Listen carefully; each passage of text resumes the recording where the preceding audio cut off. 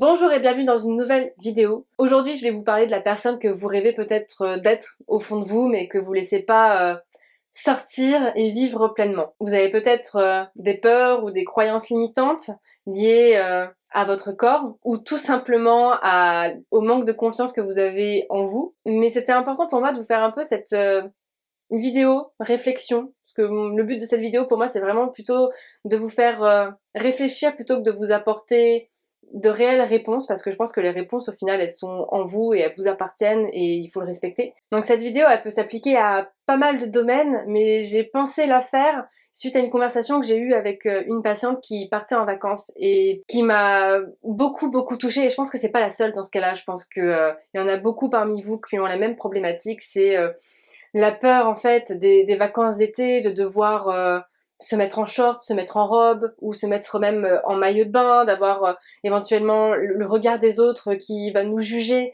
parce que peut-être qu'on n'est peut-être pas accompagné de personnes qui ont le même corps que nous ou qui vont avoir les mêmes problématiques que nous au niveau de l'alimentation. Bref, il peut y avoir pas mal de peurs qui sont en fait propices à l'été.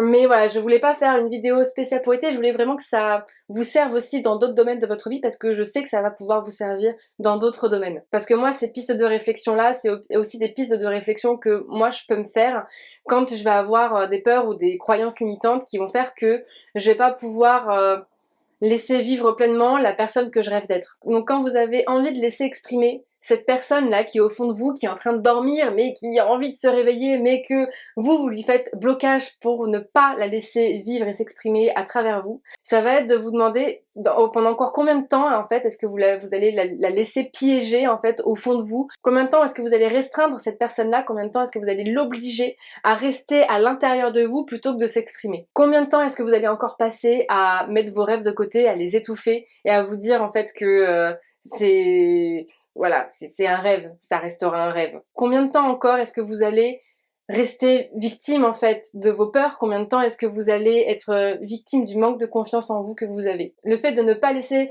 la personne que vous rêvez d'être s'exprimer à travers vous et vivre tout simplement, quel impact est-ce que ça a sur votre santé, sur votre santé physique et votre santé mentale, hein, bien entendu, sur votre vie de couple, sur votre vie de famille, sur votre vie professionnelle? Quel impact est-ce que ça a sur la confiance que vous portez en vous?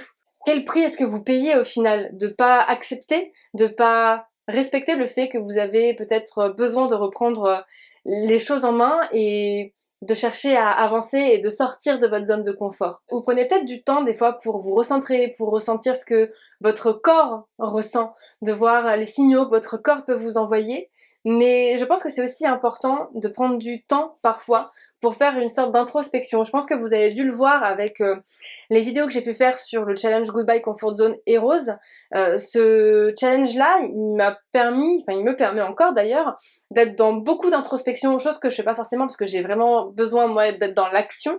Mais l'introspection, je trouve qu'elle est quand même importante parce que c'est ça qui nous permet de prendre conscience de certaines choses pour pouvoir aller de l'avant plus rapidement ou peut-être plus facilement que ce qu'on aurait pu faire avant. Et c'est vrai qu'à chaque fois que j'ai fait un challenge d'introspection, à chaque fois, on peut dire que j'ai ressenti de la colère de devoir faire ce challenge-là parce que j'avais pas envie en fait, j'ai pas envie d'être dans l'introspection, j'ai envie d'être dans l'action.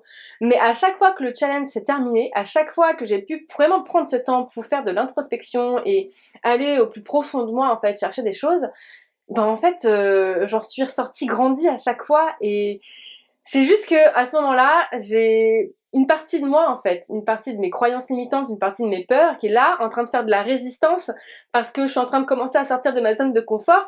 Mais mon corps, enfin une partie de moi, mon inconscient n'a pas envie de sortir de cette zone de confort là. C'est dur de sortir de cette zone de confort.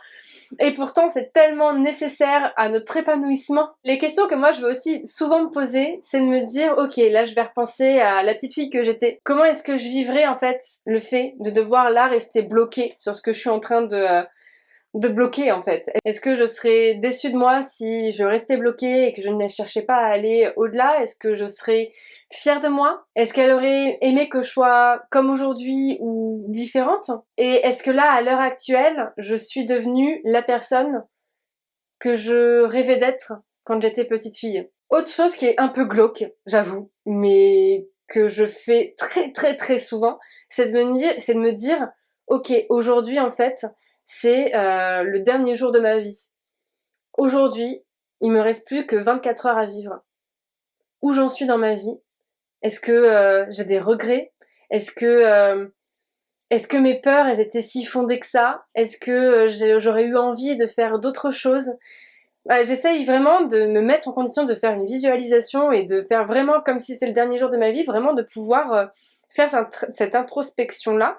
Donc forcément, je suis pas forcément dans un bon mood quand je suis en train de me mettre cette visualisation-là. Mais c'est grâce à ça, en fait, que je me rends compte des fois de tout ce qui peut être refoulé au quotidien, de tout ce que mon inconscient a voulu peut-être mettre encore dans cette zone de confort et mettre un petit peu au second plan. Et c'est ce qui me permet après de pouvoir poursuivre mes rêves en fait, de pouvoir être par la suite alignée avec mes valeurs, parce que j'aurais pas été, moins été à l'écoute en fait de mes peurs et de mes croyances, et que j'aurais eu un peu plus de courage peut-être et de détermination pour aller vers les rêves que je m'étais fixés, vers la personne que je rêve d'être. Et ça donc c'est ce que j'essaye de mettre en place au quotidien pour d'autres thèmes de ma vie et pour plein d'autres choses, parce que j'ai pas mal aussi de croyances limitantes comme tout le monde, et mon but c'est de pouvoir réussir à les dépasser pour pas me laisser bouffer par ça, parce que justement j'ai pas envie d'avoir de regrets.